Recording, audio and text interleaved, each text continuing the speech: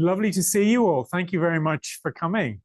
Um, this is a very special occasion. We don't have this very often. We have these about once a year or a little under that. So it's great that we're able to celebrate with Mary because this is Mary's inaugural professorial lecture. Yeah. Right, is.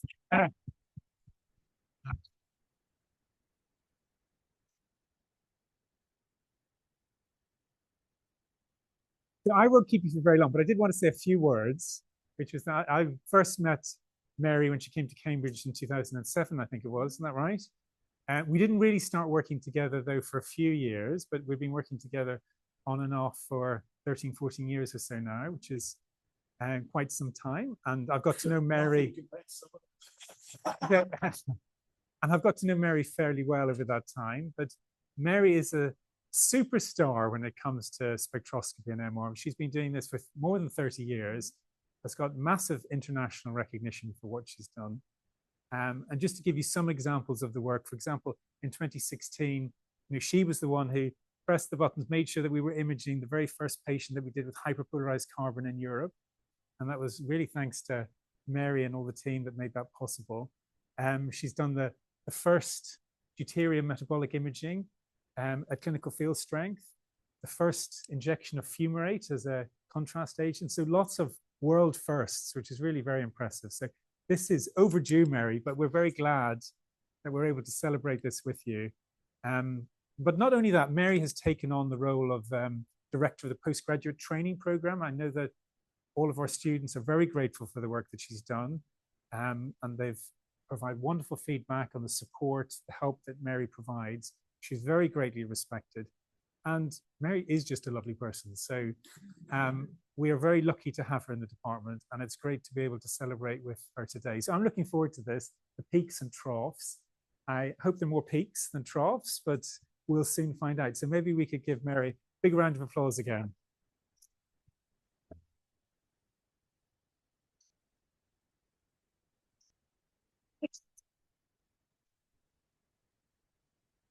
Well, thank you very much for that kind introduction, and thanks to all of you for coming and giving me this opportunity to say a little bit about my life and career. And as you know, career can be a verb as well as a noun, meaning to move in an uncontrolled manner. And this particular roller coaster that I'm on is a deuterium spectrum of the brain that I'll talk a bit about as we go on. So a spectrum with spectroscopy is just a plot of amplitude against frequency. And how did I become a spectroscopist? If I say that my father was a spectroscopist, it would seem like a very linear progression. But his, oops, now, how do I progress that? No? His work was very different. He worked with the optical spectroscopy and mainly with lasers, as in this photo from the early 1960s. And my mother also was a scientist. She had a degree in chemistry and worked at the Bureau of Standards in Washington, D.C.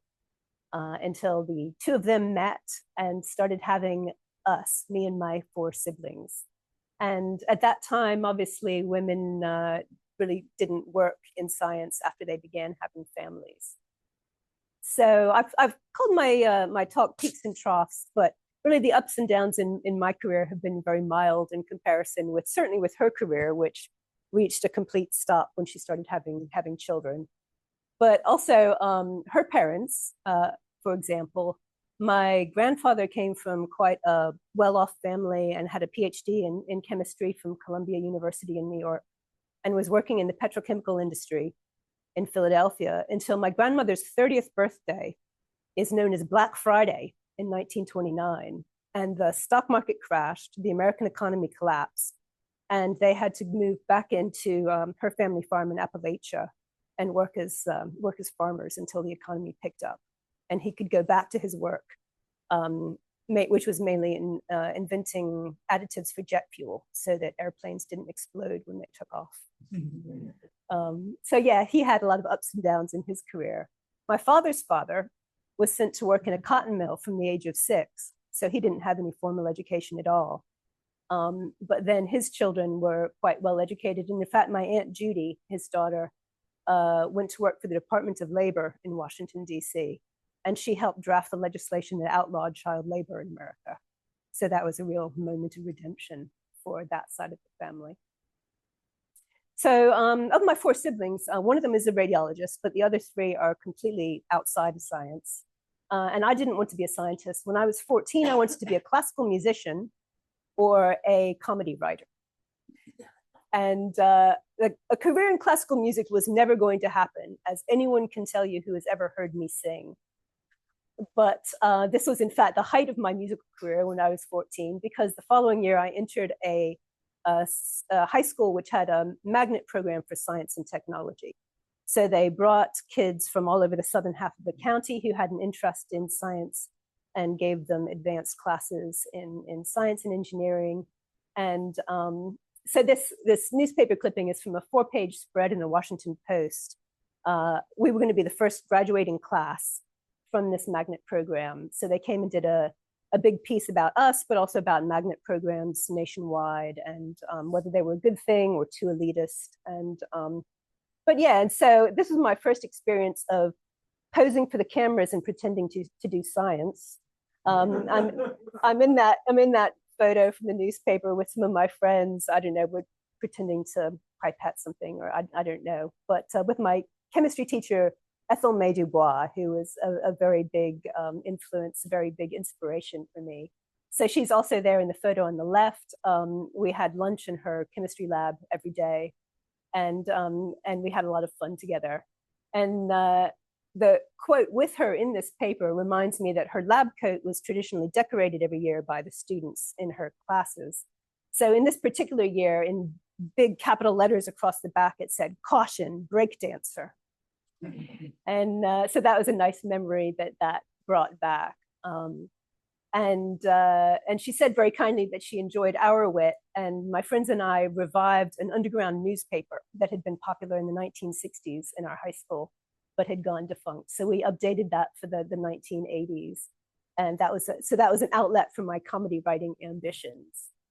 And they gave me the last word in this big 4-page spread in the Post, saying that the great thing about schools like this is you didn't have to hide your head if you set the curve on a test. And I mean, I think we can all appreciate it can be difficult for teenage girls who are into science and maths, you know, certainly in my day. And I'm not convinced it's all that different now, though I think things have improved through the years.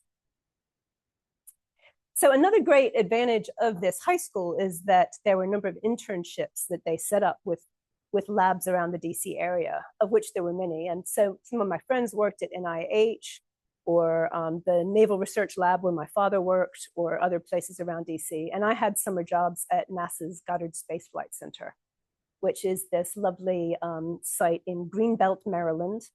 And I worked in that big rectangular white building, which the center of which was a full-scale model of the space shuttle that they used for payload testing. And my work was with the Solar Maximum Mission satellite. So this was launched in 1980 to take photographs of the sun. I don't know if you know, but there's an 11-year cycle of solar maximum and minimum that decides solar flare activity. So this satellite was up there taking photographs like this of the sun at lots of different wavelengths, investigating. Unfortunately, of course, it was about 6 months after it was launched, it was damaged by space debris, I think. So most of it wasn't actually working for more than about 6 months. But they sent up a space shuttle to do the first ever in-orbit repair. So the space shuttle came up alongside this satellite and reached out an arm to grab the satellite and dock it on top of the space shuttle. And then they went out and did a spacewalk and got their screwdrivers out and did some repairs to some of these cameras and things that had been broken over time. So it was at least partially working again when I had my summer job. And yeah, it was just really an amazing experience, as you can imagine, and gave me a lifelong interest in solar activity. So I finally got to see the northern lights. This is a photo actually from Teversham, from just across from my house. And I looked up and it was actually taken 5 days away from the peak of the last solar cycle in October 2024. So yes, it was exciting to get to see that close to home. I had finally actually just a year previously seen it in Iceland after 3 unsuccessful trips to Scandinavia. But then 1 year later, saw it in my back garden, basically. So they did offer that they would continue this internship through my undergraduate years if I majored in astronomy or physics or mathematics or something that they could possibly justify was related to their mission. But I chose biochemistry instead. And I've been kind of thinking about why I did make that decision. And one thing I remember is a colleague of my father's telling me that astrophysics was a great career for women because you didn't have to get your hands dirty. And it's a very different sort of sexism. It's kind of supportive, but I think I was partly rebelling against that, you know, putting me in an ivory tower to make some calculations as a career plan. And then partly also, obviously, I was attracted by medical research and the opportunity to have more real benefit to people's lives. But I thought I didn't have the social skills to be a doctor. But, you know, I thought also I probably had too many social skills to be a physicist. So.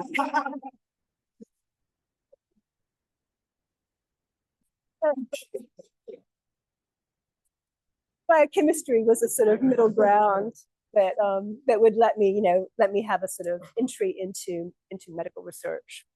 And I did that at Pennsylvania State University. That's shown here. This is my hall of residence at the university, Atherton Hall.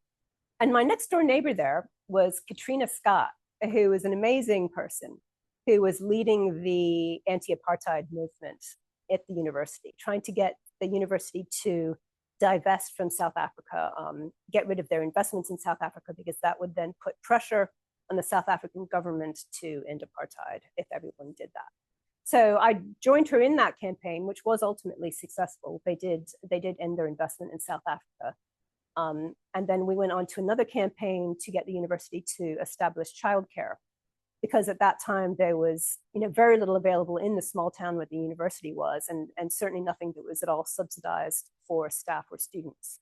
So we pressured them to establish a subsidized childcare for staff and students at the university. And so, yeah, those are some very proud achievements of mine. And I think they led to me getting a prize as the top scholar at the university in my year. I think that largely because after the ceremony, a senior faculty member came up to me, who I didn't know very well, but she said she remembered very clearly meeting me close to 4 years earlier, because the only question I had asked was whether the science scholarship that I was on would be affected by me being arrested as part of a nonviolent political protest. And she had assured me that no, it wouldn't, that I would keep my scholarship. And she told me then at this later time that had really marked me out as somebody to watch, and mostly in a good way. And so at any rate, that was, I had a year out, my junior year, my third year of 4, I spent at the University of Leeds on a year abroad, where I met the disreputable mop top person on the left there, who is now my husband, Darren Newman, who is in the audience. Oh, no. Yes. It was a long time ago. And then I did do some science also as part of my science degree. So this was a paper that I got on my senior project with my supervisor on protein folding. So we were using a technique called circular dichroism that I don't think I can explain to you now. But as part of my background reading for that senior thesis, I came across this paper on using NMR to look at folding intermediates in proteins. And I thought that was a really exciting and interesting technique. And I was really motivated to learn more about NMR. And I ended up then doing a PhD in the department of Phil Evans at Cambridge. But I decided by that point that I was more interested in using NMR to study metabolism. And I did that with this man, Peter Morris, who did not always dress like that. That was a Halloween party. But he was a very gifted MR physicist that many of you know. And he was teamed up with the neurochemist Herman Bachelard from Australia, who was also an amazing person. He's seen there celebrating the successful passing of the Bible of Ronit Bader-Goffer, who was a great mentor to me in the department. And we worked in the Sir William Harvey building on the Downing site here, which is, at that time was part of the biochemistry department. It isn't any longer. My extracurricular activity was I joined the Footlights as a comedy writer. And it was an interesting time. The Footlights had a reputation, certainly at that time, as being quite a hostile environment for women in a way. It was a bit of a boys' club, very aggressive. So in this year, they established a second show that was women only. And that was led really by Ali Smith, who was jointly directing with Sarah Wood, but also wrote a lot of the material. So anyway, I joined them as a writer, but really my abiding memory of that was the enormous imposter syndrome that it gave me, because they were just so much better at it than I was. I was just really blown away by how good everyone was at the comedy writing. And so it did kind of put me off comedy writing for a while, even though it was an amazing experience to be involved with these people. But yeah, and looking back, you know, Ali Smith has been shortlisted for the Booker Prize 4 times and won a host of other awards. So I should probably cut myself some slack for not really being in her league. But yeah, that was my extracurricular activity. And then the PhD was on brain metabolism.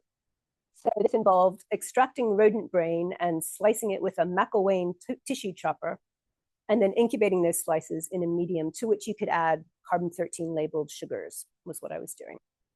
And then you could see the incorporation of that label into amino acids and things in the brain, and then infer something about the metabolism of the neurons and the glial cells that are supporting the neurons and the exchange between them from analyzing the different peaks and spectral patterns in these carbon-13 spectra.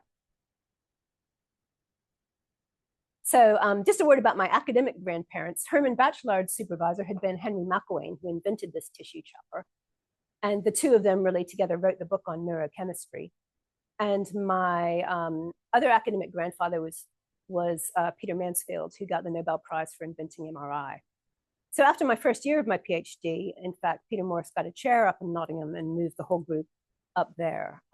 So I went with them to interact with another huge group of amazing people who were in Peter Mansfield's group, and then, you know, our joint MR physics group up there.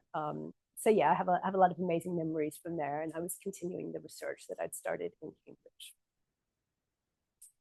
So after my PhD, actually while I was still writing up, but I got a postdoc at St. George's Hospital Medical School then to try to bring these spectroscopy techniques from the test tubes into human brain. So we could select an area of tissue and we could measure metabolites that were in that tissue using the spectroscopy non-invasively. And to do this, my supervisor, John Griffiths, had headed up a fundraising campaign to buy, I believe, the country's first GE 5X scanner. This was a really modern, new scanner. We're currently on generation 30, but that was the first 5X. And you see it there being opened by the Duchess of Kent, who's peering down the bore. And I noticed that she's wearing a handbag. And I don't know why she was allowed to take that so close to the bore of the bag now. And I don't know if royals carry credit cards, but if they do, hers would not have been working after that experience, I think.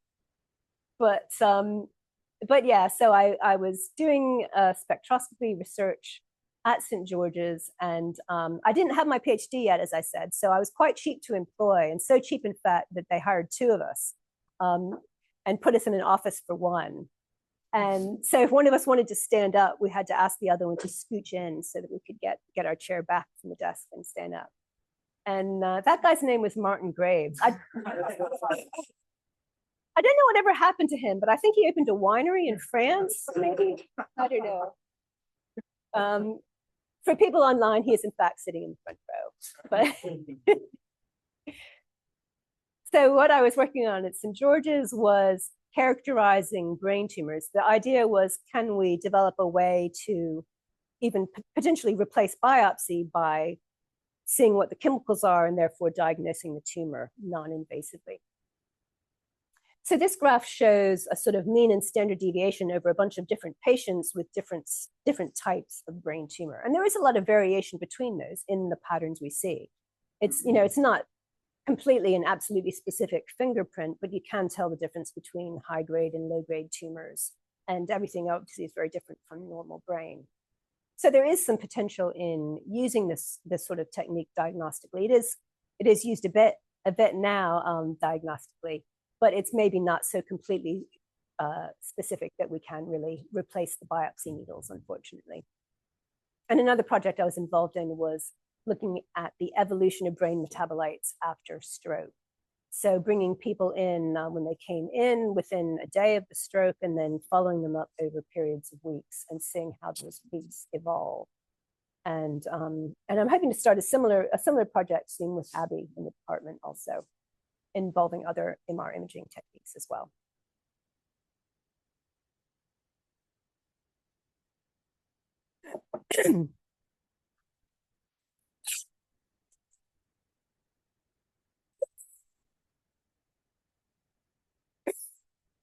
Sorry, I just went down the wrong way a bit.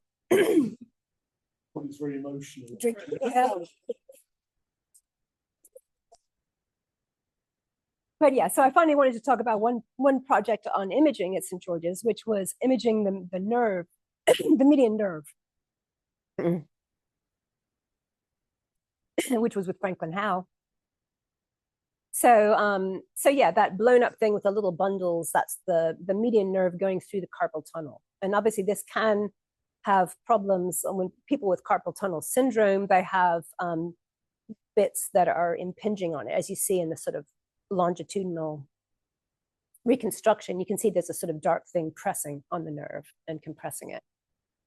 I was actually the first person to ever volunteer for this scan, and I think I had a little bit of carpal tunnel myself because I was still writing up my thesis every evening and weekend. So I did actually have slightly similar characteristics, so nowhere near so severe like as that in the image. And anyway, when the paper came out on the nerve imaging, this was also my first experience of a press release following a scientific paper publication. So representatives from the national newspapers and various people came to the MRI unit at St. George's Hospital, and we had this press conference, which led to some coverage in the national media. There was a paper in the South London Post, I remember, that just talked rather dismissively about some boffins twiddling knobs. And then ITN came out and had a live segment on the evening news following us. So I pretended to be the patient lying down in a sort of Superman posture on the bed. And John Griffiths put on a lab coat and was pressing the button to send me down the bore. But he didn't know when to stop. So you could see on this live television my feet disappearing down the bore. So I went out. It was quite memorable. But I guess all of this gave me the idea that that imaging was where it was at, really, rather than spectroscopy. And I went to do another postdoc at Imperial College London doing flow imaging. So we were looking here mainly at bypass grafts and the fluid dynamics in those. So if you have an artery that's sort of furred up, what the surgeons will do is they'll do a bypass graft around the furred up bit to restore circulation to the limb further down. But the trouble is that the fluid dynamics in that bypass are sometimes a bit artificial and not really optimal. And so it might all fur up again. And so the idea here, we had a few patents about designing stents for the bypass grafting so that it would induce a more favorable fluid dynamic pattern in the bypass graft and prevent the failure of the graft. So yeah, we had a few patents. We started a company to produce these and did some clinical trials, which showed some modest benefit, but not really enough to keep the company going. So after a number of years and a huge amount of money lost by Imperial College Innovations and some venture capitalists, we sold it to Otsuka. And I never got back my initial investment, which was £20. But it was, it was interesting to be involved in that side of it. I think Imperial College are very much into, commercial exploitation of scientific discoveries. So it's on their own head, really, if they lose money in that endeavor. But yeah, I worked there with some amazing people, including Chuck DeMoulin at GE. So we had a visit to Schenectady, New York, where there's a big GE research center, which is an amazing place to visit. And Leon Axel came and did a sabbatical with us as well from Philadelphia. So yeah, that was a very interesting time. But I ended up then going back to spectroscopy again at UCL, working at the Institute of Neurology, but based at the Chalfont Center for Epilepsy. I was working with John Duncan, who's very eminent epileptologist, consultant neurologist, and Gareth Barker, who's an MR physicist, who many of you know. And I was based mostly out at the Chalfont Center for Epilepsy, which is an amazing place that was originally founded in Victorian times as the National Society for the Employment of Epileptics. So what they did is they took people with severe chronic epilepsy and they had them all live on this site where there was a big farm that they could work in a sheltered environment. In that, there's a printing press, workshops, laundries, and things. So this was seen as a way to, have them contributing to society. And, many of the people who lived there, lived very happy lives, but obviously nowadays it's not very fashionable to take disabled people and sequester them from society if that's not a necessary thing to do. So this center had morphed over the recent decades into a tertiary referral center for people with epilepsy, where they could come for diagnosis. And so there was a state-of-the-art MRI scanner that was built in on this lovely rural site in Buckinghamshire. So that's a photo by the entrance of me with a lot of my colleagues, and an MRI scanner below that, in case you didn't know what they looked like. So we did a number of studies then over the years. The first one was with Fritz Bormann, where we were looking at spectroscopy patterns in hippocampal sclerosis. A lot of times the source of epilepsy is the hippocampus on one side of the brain is a bit atrophied and abnormal, and that can be, it can be cured with surgery. If they take out one hippocampus, then the seizures can be cured. So we were confirming that the neuronal marker NAA was low on the side causing the seizures in patients with that condition, whereas it was not in patients with other forms of epilepsy. But in these other forms of epilepsy, where there was no visible focus on the images, they had high content of the glutamate and glutamine amino acids that are involved in neurotransmission. And so then that raises hopes that maybe they would respond to certain types of treatment that are aimed at that metabolic basis of epilepsy. And then just another study I wanted to mention, because it could only really be done at the Chalfont Center, is this one looking at spectroscopy in the postictal period, so right after seizures. So we obtained consent from these patients who still lived on the site that if they fell over in the street with a seizure, we could pick them up and give them an MRI scan, and then they'd come back the following week and have another MRI scan when they hadn't been having seizures, so that we could look at the metabolic differences between those two periods. And we did find that there were differences early on after a seizure, but then they resolve over the course of a couple of hours, and it goes back to the normal values. But yeah, so that was one of about 7 clinical studies published by my very first PhD student, Rob Sinister, who was a neurologist working with us there in Chalfont. I also had a collaboration with the Institute of Psychiatry in KCL, mainly after Gareth Barker moved there from UCL.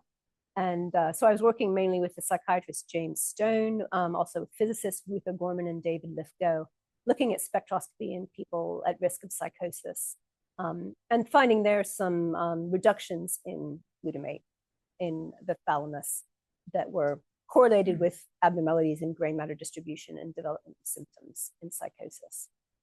So things go in a sort of other direction from epilepsy.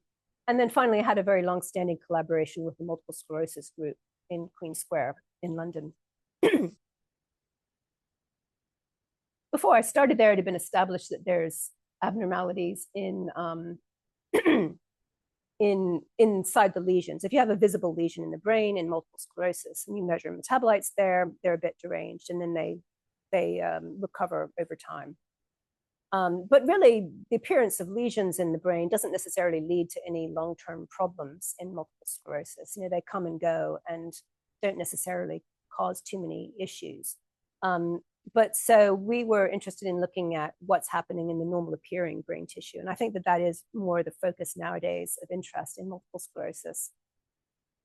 And we were able to show elevations in myoinositol, which is a sort of marker of inflammation of the brain, even very early in the clinical development of disease. And finally, what is really impactful on disability is lesions in spinal cord.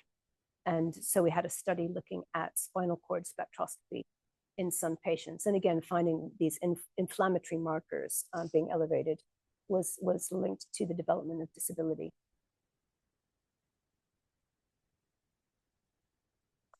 So this work was all going very well, but it was funded initially by SmithKline Beecham, and then we got an MRC grant that covered the PhD of Rob Simister, but then that ran out, and it was soft money for a number of years as I attempted to write grants in my own name to get funding to continue the work and progress my career, which were repeatedly unsuccessful. Part of the problem, I think, being that I had to get money to pay my own salary, and it's a lot of the funding bodies don't really like you to do that, as well as being the PI. So at any rate, I ended up taking the opportunity to move back to Cambridge when John Griffiths, my old supervisor from St. George's, moved his group out into the newly built CRUK Cambridge Institute, shown there. This photograph is from our first group retreat. Some of these people didn't actually move out from St. George's, they chose to stay there. And then Davina Honus and I joined the group once it moved to Cambridge. And I was working on clinical spectroscopy and imaging projects, and the rest of the group really were working on preclinical studies.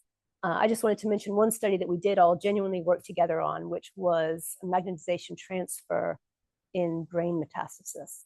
So this was the project of Nicola Ainsworth, and magnetization transfer, or MT, is looking at hydrogen that's attached to big macromolecules in the brain, proteins and fats, and mainly myelin, which is a sort of supportive structure in the brain. So the theory was that when a metastasis is trying to get established, the first thing it does is break down that sort of myelin so that it can invade into the brain. So we thought that this might be an early indication of development. So I wrote a pulse sequence to measure this in humans. Dominic McIntyre developed similar techniques in mice, and Davina and Nicola developed the preclinical model of metastasis. And so we did this sort of direct clinical translation of techniques. And it was somewhat successful. You could see these holes in the MT imaging quite early, as well as some elevation in diffusion that we were also looking at.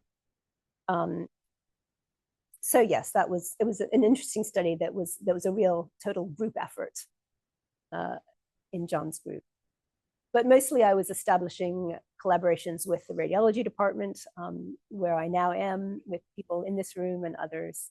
So the MT imaging we did also in ovarian cancer with Ava Sala and Surendine, and in prostate cancer with Tristan Barrett. But then also I was doing spectroscopy studies in those cancers. Also in glioblastoma with Jonathan Gillard, who was formerly in this department, and Stephen Price, the neurosurgeon. And there was a collaboration with Bertia Gallagher and Ruth Casey, where we looked at tumors that were, they had specific mutations. Ruth Casey does genetics.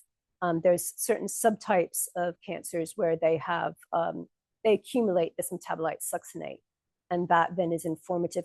If we can see it with spectroscopy, we know they have that subtype of tumor. They're not appropriate for that treatment, and they are appropriate for this, and so on. So that's been a successful collaboration set up there.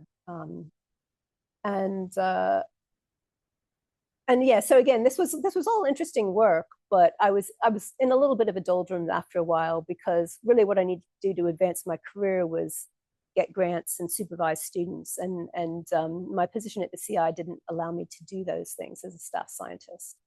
So I decided one morning in 2013 that I was going to apply for a job that had come up elsewhere. And then I took that decision and I walked out of my office into the hallway and bumped into Ferdia Gallagher, who said, "Why don't you come work with us on hyperpolarized carbon-13?" And I said, "Oh, well, okay." And didn't apply for the other job. And anyway, here I am. So hyperpolarization, many of the people in this room know about, but it involves manipulating the population of atoms in different energy states, in different quantum energy levels, because the MR signal is all dependent on transitions between them. At normal room temperatures, the population is almost the same, but you can manipulate that so there's a big imbalance and you get up to tens of thousands of times more signal from your experiments when it's hyperpolarized. So Ferdia had recently done a PhD with Kevin Brindle, applying these techniques in mouse models. And at UCSF, they'd done the first work in humans, translating this technique in prostate cancer and seeing that if they hyperpolarized pyruvate and injected it, they could see uptake and conversion to lactate within tumors, including tumors that weren't actually visible on the MRI. And so this is a very promising technique for imaging tumor metabolism. It was obviously a good fit to my PhD where I did carbon-13 spectroscopy because not a lot of people had that kind of background. So yes, it was something that I was very, very interested in pursuing. And we did, as Ferdia said, then in 2016, we did successfully inject the first human in Europe using this technology, made images. So you can see in that photograph, many people in this room, as well as others that you probably know, looking very relieved that this had worked. And we went on then to have a very successful collaboration, then applying this technology in other cancers, finding that in general, again, the lactate production tends to go up in higher grade tumors. So again, could this be useful in grading tumors? And we did some work as well before and after therapies, looking for changes in the hyperpolarized carbon-13 signal. We didn't get quite as many of those studies done as we'd hoped because the robustness of this technique has not been perfect to date. Quite often things would fail either at the baseline or at a follow-up study if you're trying to follow people over time. Arnaud Comment at GE is working on trying to make this more robust. We're looking into other techniques, but meanwhile, we've also been looking at deuterium as an alternative. So this is some work in healthy brain. James Grist's PhD looking at hyperpolarized carbon-13, showing that it is taken up in brain, also converted to lactate, and also bicarbonate, which is what happens if the pyruvate goes into mitochondria to be burned as fuel with oxygen. It releases the label as CO2, and we detect that as bicarbonate. But yeah, so we've been investigating then also deuterium labeled glucose as an alternative that is also taken up and converted to pyruvate. So we can see lactate formation also with the glucose. And then if it goes into the TCA cycle, we see glutamate and glutamine being formed. So we did a comparison between the two techniques, the hyperpolarization and the DMI, deuterium metabolic imaging, published by Josh Kagi and Ali Khan. And here, with the carbon-13, we see large amounts of lactate being formed in the healthy brain, a lot of bicarbonate also, but not as much as the lactate. Whereas with the deuterium, we see the opposite pattern, that there's a lot of the oxidative metabolite formed and very little of the lactate. Most of what we see here is probably just lipid around the scalp. So we think that that's due to the very different time scales, that with hyperpolarization, we're looking at what happens within a minute after we inject this agent. Because it decays very rapidly, we can't use it after that. Whereas the deuterium, we give them a drink, they wait around for an hour, we do a long scan at a sort of steady state. So we're seeing what the metabolic steady state is, which is much more for oxidative metabolism in the brain. We've done comparisons then in brain tumors also. This was Fulvio Cicagna's work, where he showed, again, the lactate production from carbon-13 is very similar in tumors, GBM versus the normal appearing brain. but the bicarbonate, the oxidative metabolism, is really almost entirely shut off within a tumor in relation to the healthy tissue. And then Ali Khan and Sebastian Bauer have shown a similar thing with deuterium in brain tumors, that if you look at the ratio of the lactate to the glutamate and glutamine, it is high in the tumor, but that's probably mainly driven by reductions in the oxidative metabolism within the area of the tumor. And then finally, just in the brain, we also had a study with Tomas Matisse in dementia, looking at the glucose metabolism and showing reductions in this oxidative metabolic product in patients with Alzheimer's in comparison with age-matched controls. Another nucleus I wanted to mention is sodium. We've done a lot of work with that. That was the postdocs, Josh Kagi, obviously doing hardware development, but also Frank Reimer on the right there, seen on our sodium road trip around, oops, can I go back? Too far. And yes, I've got an itchy trigger finger. There we go. So hopefully, yes, and I'm still sharing. Good. So yes, so sodium is quite abundant in the body. We can image it. This is a study in healthy volunteers showing very nice signal in the kidneys, the spinal cord, and so on. And then in various tumors around the body, we can see generally increases in sodium. And again, it's thought that this might change following treatment. The sodium signal might change. So it's another thing that might be useful in monitoring response to treatment. And then finally, deuterium in the abdomen. We were the first people to demonstrate this at clinical field strength. So we got a coil that Innes applied for, got a grant to buy it, and then we gave oral glucose at different doses. This was Pascal Vodka's one of his PhD projects, looking at different doses and how it was taken up in the liver and the kidneys and metabolized. Innes applied this in kidney cancer, showing quite a strong signal within a tumor, which again, might suggest we might be able to use this similar to a PET scan, but a bit less, well, not radioactive at all, a bit less unfriendly in that way. And then more recently, we started injecting glucose and looking at uptake into liver and heart. And then this is some of the most recent work with oral D2O.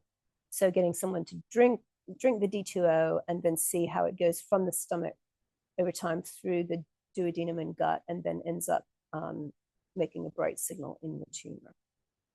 So this is Alwyn Antony's MPhil with us at the moment. We're working on.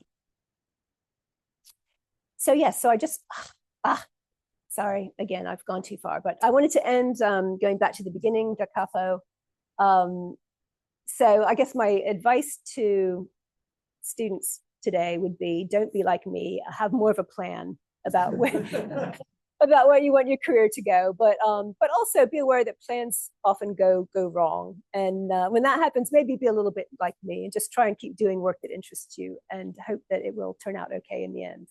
And photos of my grandmother, again, this is, in 1929, they kept all of those old stock certificates, which were worthless pieces of paper. And I remember them celebrating in, I think, the late 1970s, that the dollar worth of them all was back to what it had been in 1929. So that was a sort of redemption. But by then they'd long retired back to this family farm in Appalachia, because actually they really enjoyed farm labor and planting a garden and watching things grow. And so I've similarly returned to some of my former enthusiasms, one of them being politics. I spent about 10 years as chair of the Cambridge chapter of Democrats Abroad. And this is me and my friend Nicole setting up for the all-night party at the Cambridge Union Society on election night, American election night in 2016, which is probably the last time either of us looked happy in a photo, of an American political event. But it's very important to have these networks of like-minded compatriots when things go badly as well as when things go well.